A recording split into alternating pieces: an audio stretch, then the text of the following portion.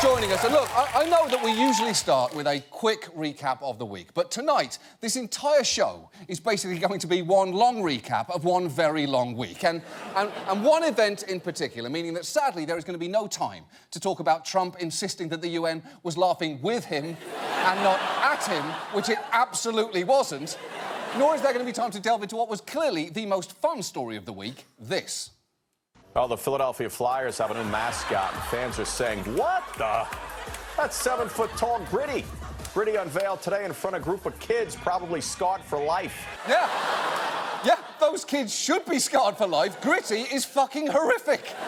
Every single photo of him is appalling. I mean, look at this one. That is a nightmare. How about this one? That is simply psychotic. Gritty looks like the end result of the orange McDonald's fry guy hooking up with Grimace. And we've been over this a million times before on this show. If you're a McDonald's mascot, you do not have sex with another McDonald's mascot. Your genetics are too similar and their kids always turn out weird. Very, very weird. And incidentally, it's not like Gritty has any business being a hockey mascot. Apparently, he hasn't really figured out how to navigate on the ice yet. He fell multiple times in his debut last night. The Pittsburgh Penguins tweeting, LOL, okay. To which Gritty responded, sleep with one eye open tonight, bird. Holy shit, Gritty, calm down. They're just engaging in some inter-team banter and you've gone straight to I will murder you in your sleep. And look, there is absolutely nothing that I would love to do more tonight than talk about Gritty all night long. From the fact that he's already done a Kim Kardashian-style photo shoot to the fact that, and this is true, someone has already got an actual tattoo of him on their body. Interestingly, that someone, Jimmy Carter. Unfortunately, though, the fun we just had must now stop because instead we need to talk about Brett Kavanaugh, Supreme Court nominee and walking crushed beer can. Now, on Thursday, Christine Blasey Ford, who was accused Kavanaugh of sexually assaulting her in 1982, came before the Senate Judiciary Committee to deliver some powerful testimony. I am here today not because I want to be. I am terrified. I am here because I believe it is my civic duty to tell you what happened to me while Brett Kavanaugh and I were in high school. Right, and she did just that, describing in detail her recollection of how a drunk Kavanaugh pinned her down, tried to remove her clothing and put his hand over her mouth when she tried to scream. She insisted that this could not possibly be a case of mistaken identity because she was 100% certain that it was him. And after her opening statement, she then took questions, which sometimes took an odd turn, like when the prosecutor to whom the Republicans had outsourced their responsibilities seized on a polygraph test that Ford had passed.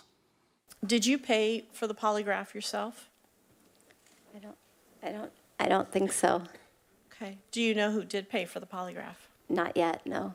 I believe you said it hasn't been paid for yet. Is that correct? Let me put an end to this mystery. Her lawyers have paid for her polygraph. As is routine. Wait! Whoa. Slow your roll there. As is routine. Don't you try and brush her question aside. She just cracked this case wide open. She found the missing piece of the puzzle, specifically a puzzle that reads, who fucking cares? Now, Ford's testimony was brave and compelling and seemed to affect many on the committee, including Republican Senator Orrin Hatch, who chose to express his admiration in a far from ideal way. Have you found Dr. Ford credible? Well, it's too early to say. I don't think she's uncredible. I think she's an attractive, good witness, but it's way early. What do you mean by attractive, sir? Oh. In other words, she's pleasing. Oh! No! Pleasing? You should not use the word pleasing to describe a sexual assault survivor painfully recounting one of the worst moments of her life. You honestly shouldn't really use it to describe anything. Maybe watching milk mix into your coffee. Except, you know what? Not even then, because the moment you say, watching this milk is pleasing, you come off like a creep who's waiting for everyone to leave the room so he can fuck his coffee. The point is, by lunchtime on Thursday, it honestly seemed that Kavanaugh's nomination could be finished. Even Fox News was implying as much. This was extremely emotional, extremely raw, and extremely credible. And nobody could listen to her deliver those words and talk about the assault and the impact it had had on his life, on her life, and not have your heart go out to her. This is a disaster for the Republicans. That is Fox News calling Ford's testimony a disaster for the Republicans. And not like one of those Puerto Rico disasters, you know, this time one they might actually care about. But then came Kavanaugh's testimony, and it is worth looking at it in detail tonight, because in every regard, it could not have been more different from Ford's. For starters, while she was remarkably composed in discussing traumatic details, Kavanaugh came straight out of the gates weird in his opening statement, not just denying all her allegations, but almost breaking down while attempting to paint a folksy image of his time in high school. I worked out with other guys at Tobin's house.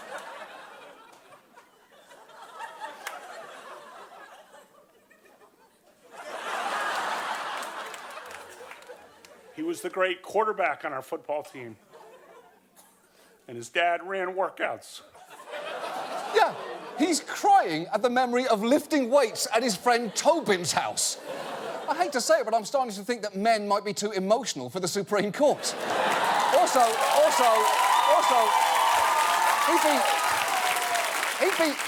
he'd be really pretty if he just smiled more. And it wasn't just memories of a high school quarterback that was making him tear up. I've always had a lot of close female friends. I remember talking almost every night, it seemed, to my friends Amy or Julie.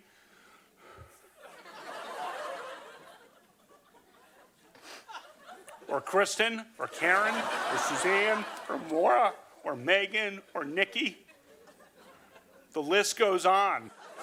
Okay, that's not testimony, though, is it? That is a plaintive spoken word cover of Mambo No. 5.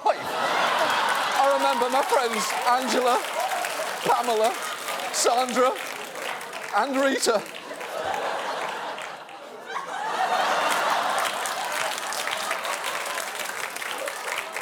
And as I continue, you know they're getting sweeter.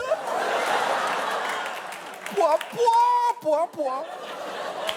But when Kavanaugh was not choking back tears, he was starting to get noticeably angry, arguing that he was the victim of a giant conspiracy. This allegation was unleashed and publicly deployed over Dr. Ford's wishes. And then, as no doubt was expected, if not planned, came a long series of false last-minute smears designed to scare me and drive me out of the process before any hearing occurred. Crazy stuff. Gangs, illegitimate children, fights on boats in Rhode Island. I mean, come on! Do I seem like exactly the type of person who would get into a fight on a boat in Rhode Island? Seriously, you tell me. When you picture a fight on a boat in Rhode Island, do you just picture two of me yelling at each other at exactly this pitch and volume? Is that what you're saying? That if you wanted my haircut, you would tell your barber to give you the fight on a boat in Rhode Island? Well, I would like to see you say that to my face on a boat in Rhode Island, and that's all I have to shout about that. Fuck you! I'll see you on the water! And remember, what you've just seen was him reading from a prepared statement. It got even stranger once he started taking questions. Did you consume alcohol during your high school years? Yes, we drank beer. My friends and I, the boys and girls, yes, we drank beer. I liked beer, still like beer. We drank beer. The drinking age, as I noted, was 18, so the seniors were legal. Senior year in high school, people were legal to drink. And we drank beer. And I said sometimes probably had too many beers, and sometimes other people had too many beers. We drank beer. We liked beer. Yeah, I get that. I do.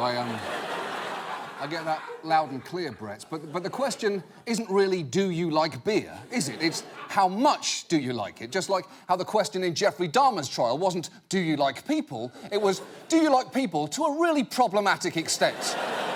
And when pressed on his drinking, Kavanaugh became either dismissive or outright hostile. And it was at those moments that you got a real sense of who this man actually is. What do you consider to be too many beers? I don't know. Whatever the chart says. I like beer. I don't know if you do. Okay. Do you like beer, Senator, or not? What do you like to drink? Next one is Senator, what do you like to drink? Judge. So you're saying there's never been a case where you drank so much that you didn't remember what happened the night before or part of what happened? You're asking about, blackout. I don't know. Have you? Could you answer the question, Judge? That's not happened. Is that your answer? Yeah, and I'm curious if you have. OK, so first, aside from being deeply disrespectful, have you is just not the answer of an innocent person. If you ask someone if they ever blew a dog and they go, I don't know, have you? That person blew a dog. He blew a fucking dog, and in all likelihood, not just one either. And that surly tone was emblematic of Kavanaugh's demeanour throughout the hearing. Not the tone of a man who hopes to one day have the honour of serving on the Supreme Court, but the tone of someone who feels entitled to be on it and frankly can't believe that you're being such a dick about this. And that actually does make some sense, because this is a man who has had every imaginable advantage. His elite high school, and this is true, has its own 9-hole golf course. Now, am I saying that someone who went to a school with its own golf course should not be on the Supreme Court? Yeah, I think I am. Yeah. Honestly, I didn't plan to when I started that sentence, but here we are, and I'm going to stand by it. But Kavanaugh didn't just rely on belligerence to refute Ford's charges. He brought evidence, specifically a calendar from 1982, about which he was, and I know this will shock you, weirdly emotional. Why did I keep calendars? My dad started keeping detailed calendars of his life in 1978.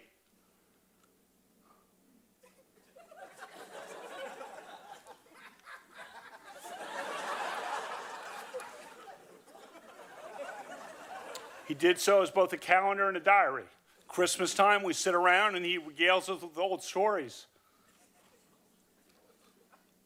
Old milestones, old weddings, old events from his calendars. Now, look, I know that it may seem cruel to make fun of a man crying over his late father's calendars, but what if I were to tell you that his father is still alive and was sitting right behind him? That's him there. And that is why I am now completely comfortable saying that every Christmas we'd gather round and Dad would regale us with old events from his calendar is the single weirdest fucking thing I've ever heard anybody say.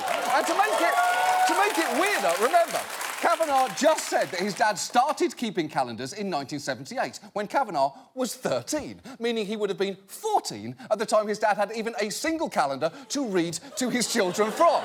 And an adult man reading last year's calendar to his 14-year-old son is literally the saddest Christmas I can imagine, other than being one of the innocent people who gets murdered in the movie Die Hard. That is literally the only other example. And the truth is, Kavanaugh's calendar may not have actually helped him, because while he told the panel he never attended a gathering like the one Dr. Ford describes in her allegation, in fact, his calendar shows at least one similar event, with at least 2 of the people Ford named in her letter. And Kavanaugh misrepresenting the truth actually became something of a really troubling pattern. For instance, he repeatedly made this strong claim to poke holes in Ford's story. I just want to emphasize, all 4 witnesses who are allegedly at the event have said it didn't happen, including Dr. Ford's longtime friend, Ms. Kaiser. Except this 53-year-old frat pledge is actually significantly misstating the facts there, because in reality, 3 of those people merely said that they didn't recall the party as described, and Ford's friend, Ms. Kaiser, did specifically say she believes Ford's allegation, and the 4th person there is Kavanaugh himself. So Kavanaugh just wildly mischaracterised evidence, and that is one thing a judge really should know not to do. It's basically that and don't tuck your robes into your blue jeans, because it's objectively a bad look. Then there was the fact that for all of Kavanaugh's talk of his wholesome teenage years spent respecting women for their friendships and doing sick reps in Tobin's dad's house, his high school yearbook tells a very different story. For instance, he and his bro friends brag about being Renata alumni, referring to a girl that they knew. Now, Kavanaugh claims that that was completely asexual and just clumsily intended to show affection and that she was one of us, which is a little hard to believe given that A, Renata only just found out about it and said the insinuation is horrible, hurtful and simply untrue, and B, if it was just affection for a friend, where's the Alumni Society for Amy? Or Julie? Or Kristen? Or Karen? Or Maura? Especially Maura. Maura most of all. Now, Kavanaugh had similarly implausible explanations for other terms in the yearbook, specifically those commonly associated with drinking or sex. Have you, I don't know if it's buffed or boofed. How do you pronounce that? That refers to flatulence. We were 16. Let's look at Beach Week Ralph Club biggest contributor. What does the word Ralph mean in that? That probably refers to throwing up. I'm known to have a weak stomach and I always have. Devil's Triangle. Drinking game. Bullshit! The term Devil's Triangle is commonly known to refer to a threesome involving 2 men and 1 woman, so I'm just not buying that unless all your drinking games were named after widely recognised sex acts. Oh, doggy style, drinking game. You pour vodka in a bowl and you lap it up while wearing only a dog collar. Fisting, drinking game. That's gripping a Shiraz in each fist and toasting the progress of feminism. 69ing, absolutely drinking game. That's listening to Bryan Adams' hit song Summer of 69 while uneventfully drinking a beer on the porch. Even C-SPAN callers were not buying this whole drinking game defence. Go ahead, Carl. Hi, I just wanted to echo a few things that another caller said, which is that a Devil's Triangle is certainly not a drinking game. It's an encounter with 2 men and a woman. Blasey. We'll go next to Mary in Bronxville, New York. I like to imagine that guy calls in every day to describe what a Devil's Triangle is, and that was the only day he stood even a chance of getting all the way through his explanation. And look, while it may seem unbelievably petty to give this much attention to a high schooler's yearbook, you have to remember that to some extent, many were watching this hearing to try and ascertain who was more trustworthy. Was it the terrified psychology professor who blew up her entire life to relive her trauma on a national stage? Or was it Judge Animal House, who seemed to be sweatily making up drinking games before members of the Senate? And yet, for some senators, Kavanaugh's poor performance was completely immaterial, as they had already made up their mind. Orrin Hatch, taking a break from being pleased, made the broad case that it was ridiculous to even ask questions about an event that took place such a long time ago. This is a national disgrace, the way you're being treated. There's been no whisper of misconduct by him in the time he's been a judge. What we have are uncorroborated, unsubstantiated claims from his teenage years. Now, that is clearly a shitty, disingenuous argument, although I will give Hatch credit for invoking the phrase teenage years with the voice of a 13-year-old whose balls are literally dropping mid-sentence. Now, as for Lindsey Graham, he turned his performative disgust at the process up to 10. This is the most unethical sham since I've been in politics. And if you really wanted to know the truth, you sure as hell wouldn't have done what you've done to this guy. You're looking for a fair process? You came to the wrong town at the wrong time, my friend. OK, first of all, Lindsey Graham sounds like the least intimidating sheriff in the entire Wild West.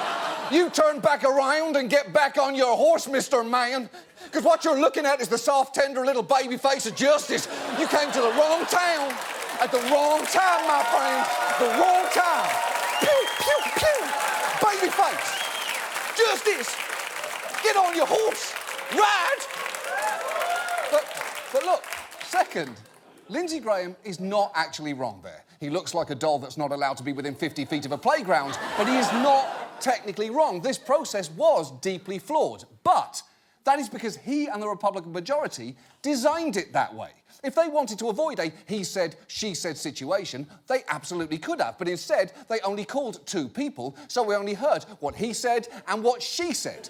A much fairer process would have involved gathering evidence and hearing from others, like Kavanaugh's classmates, in particular, his high school friend Mark Judge, who Ford says was in the room during the alleged assault. But that is not how Republicans chose to set up the hearing. And for all Kavanaugh's emotional appeals about wanting his name cleared, he was repeatedly asked about whether he supported an FBI investigation, and he consistently dodged the question. Judge Kavanaugh, will you support an FBI investigation right now? I will do whatever the committee wants to. Personally, do you think that's the best thing for us to do?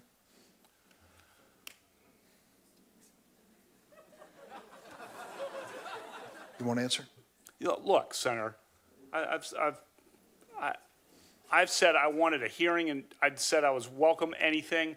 You'll welcome anything. Just say you will support an investigation. You've been accused of a heinous crime that you insist you did not commit. If I were Kavanaugh, I would be desperately trying to prove my innocence in every possible way. FBI investigations, polygraph tests, sworn affidavits from not only Mark Judge, but also all my other boys from G-Town Prep. I'm talking about Tobin, Timmy, Squee, PJ, Cumrug, Tooks, Merck, C-Dubs, Dirty Pete, Fat Andy, Spliff Dog, the Horn Dog, Bonowitz's older brother J-Money, and Shit Dick. You know, character witnesses. And look, at this point, let's actually pull back and look at the picture of Kavanaugh's character that we now have. Because even if you don't think he's guilty of sexual assault, or even if you think that it's impossible to say whether he is because it happened in his teenage years, even then, there should be plenty in what we saw this week to cause you real concern, because a key part of the job that he is up for is judgment and temperament. And this week we saw Kavanaugh talk over the top of senators, dodge questions, and conflate doesn't recall something happening with deny something happened, which is, again, a fucking important distinction for a judge. Not to mention, he repeatedly wept at the concept of calendars. And there was one more important moment that I would argue is disqualifying in and of itself, because ideally, a Supreme Court justice should make decisions independent of politics. Kavanaugh himself has stated the court must never be viewed as a partisan institution, and he is right about that. And yet, in his opening statement, a document he had time to draft and consider, his tone was positively Trumpian. This whole 2-week effort has been a calculated and orchestrated political hit, fueled with apparent pent-up anger about President Trump and the 2016 election, fear that has been unfairly stoked about my judicial record, revenge on behalf of the Clintons, and millions of dollars in money from outside left-wing opposition groups. Now, that is absolutely horrifying. And it is worth taking a moment now to note the norm that has just been shattered. Because I know that we're all basically calloused to people talking that way now, but we are supposed to have at least 9 people left in America who do not talk that way. And yet Kavanaugh just all but came out and said that he's going to approach his entire tenure as one giant case of me versus the fucking libtard cucks. And this brings me to the most basic question that remains. Why? Why this particular arsehole? Why is he the hill that Conservatives are willing to die on? And I do know that for some of Kavanaugh's most ardent supporters, this is a purely ideological issue. Senators may not say it out loud, but this woman for Kavanaugh did. I'm hoping he gets in personally because I want abortion to stop. Even if it turns out he's guilty, I think I'm still going to support him, and I hope he gets in because this could be a good chance to overturn abortion. OK, so it's fine. It's fine to appoint someone who has committed sexual assault to the Supreme Court, as long as they will curtail abortion rights. It's a stance that prioritises human lives, as long as you think life begins at conception, stops right before a sexual assault, and then starts right back up again as soon as that assault is over. Now, obviously, I personally do not agree with that. But even if ending legal abortion is your ultimate goal, there are many Conservative judges who could deliver that to you without all of Kavanaugh's issues. Because purely as a judge, there is nothing unique about Kavanaugh. Nothing. He's not uniquely qualified. Trump reportedly picked him from a list of 25 names provided by outside groups like the Federalist Society, whose executive vice president explicitly pointed out he had no preference regarding the list. Is there a leading contender for you? No, there's not. Really not? No, the list is really good. They're not in order? You're just saying... No. You can throw a dart at that list, and in my view, you'd be fine. Wow. He answered that question about Supreme Court justices like he was just asked which pickle in a jar is his favourite pickle. I don't know, man. They're all pickles. It's a pickle jar. So if it's in this jar, it's a fucking pickle. But for some reason, the Republican leadership is continuing to push Kavanaugh hard. In fact, on Friday, Lindsey Graham seemed to view Kavanaugh with even more relish. I've never felt better about him being on the bench than I do right now. Senator. Really? You feel better now than before Kavanaugh testified? Do you really mean that? Or are you afraid that if you don't say it, Kavanaugh will challenge you to a fight on a boat in Rhode Island? Because I do get that. He seems like the type. The point is, after all of this, I genuinely cannot see a single good reason for pushing Kavanaugh over a replacement candidate. Because you know, deep down, any judge they choose is almost certainly going to restrict abortion rights. You don't need to choose an unhinged partisan with multiple accusations of sexual misconduct hanging over him. So it feels like they're doing this just to deliver a fuck you to Democrats, and even more directly, a fuck you to women. Because when this week began, the biggest fear for many was that the committee would not believe Christine Blasey Ford. But by the time the week ended, it seemed that something darker might have happened. Because it seemed their response was, oh, we believe you, we just don't care. And the tragic thing is, she knew this was a possibility. She said so explicitly during her testimony. Once he was selected and it seemed like he was popular and that it was a sure vote, I was calculating daily the risk-benefit for me of coming forward and wondering whether I would just be jumping in front of a train that was headed to where it was headed anyway, and that I would just be personally annihilated. She knew publicly reliving the most traumatic event of her life could have absolutely no effect on anything, and yet she spoke up anyway. It is absolutely incredible the lengths that some people will go to for a free polygraph test. And look, here's the thing. I am not saying that this is a done deal just yet. They were desperately pushing Kavanaugh through on Friday, only for extraordinary pressure to force the reopening of the FBI investigation, which, by the way, may well end up being so limited as to be essentially pointless. But the fact is, only continued pressure has even the slightest chance of stopping Kavanaugh's confirmation. And if he does, as seems increasingly likely, make his way to the court, we should never forget how that happened or what he represents.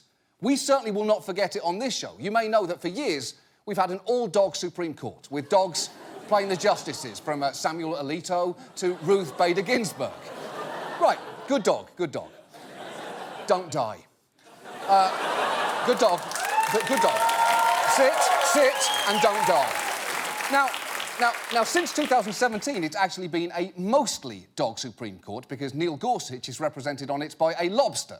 That's because his seat was stolen from Merrick Garland, therefore, like a lobster, he does not belong there. But Kavanaugh, if he is seated, doesn't even deserve that treatment. He deserves something that constantly reminds people who he is, something hostile, consistently unsettling, temperamentally unpleasant, and that screams, who the fuck allowed this to happen? So I pray that we will not have to use this. But if we do, I see no more fitting embodiment of Kavanaugh than this. Yes, that's right. Just as the actual Supreme Court should not have to deal with Kavanaugh, our animal Supreme Court should not have to deal with this mutated carpet swatch that appears to be tweaking on bath salts. I truly hope it does not come to this. And look, there is still a chance that we can stop it, so please call your senators tomorrow and tell them you do not want to be looking at this for the next 30 years. Get off the bench. You're not even confirmed yet. No, I don't want to be here. I don't want to be here, you big weirdo. Get off that bench, you entitled monster. That is our show. Thank you so much for watching. We will see you next week. Good night. You're terrible. You are terrible. I cannot.